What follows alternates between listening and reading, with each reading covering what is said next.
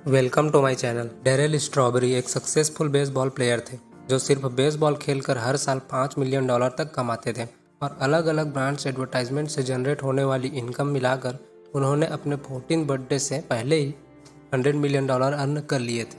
अब आप ये सोचेंगे कि इतने पैसे कमाने के बाद उन्हें कभी भी अपनी ज़िंदगी में कोई फाइनेंशियल प्रॉब्लम हो ही नहीं सकती, लेकिन ऐसा नहीं था। डेरेल जब बेसबॉल से सस्पेंड हुए तब उनके पास कोई इनकम सोर्स नहीं था। कुछ सालों बाद उनके पास अपनी बीवी और अपनी बच्चों को सपोर्ट करने तक के पैसे नहीं थे।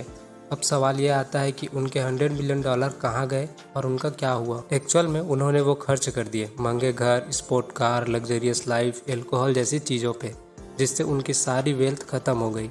वहीं दूसरी तरफ एक छोटे से घर में मार्गरेट नाम की एक टीचर रहती थी जो पिछले 50 सालों से एक स्कूल में पढ़ा रही थी, जहां उसकी सैलरी कुछ डॉलर्स थी। लेकिन जब 99 की एज में उनकी डेथ हुई तो पता चला कि उनकी नेटवर्थ ऑलमोस्ट 2 मिलियन थी। अब आप सोच रहे होंगे कि ऐसा कैसे हो सकता है, इतनी कम इनकम वाली औरत मिलियनर कैसे बन सकती है। आइडिया बहुत सिंपल है।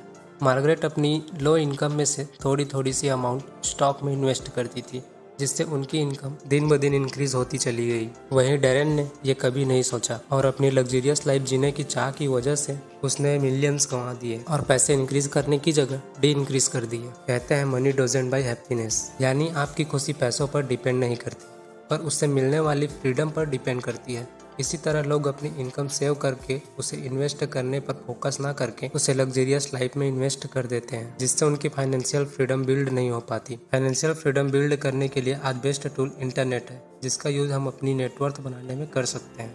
लाइक कीजिए मेरी बातें आपको अच्छी लगी हो तो, और अगर आप मेरा वीडियो कभी मिस नहीं करना चाहते तो चैनल सब्सक्राइब करने के बाद बेल आइकन जरूर दबाइए। And in the end, thanks for watching.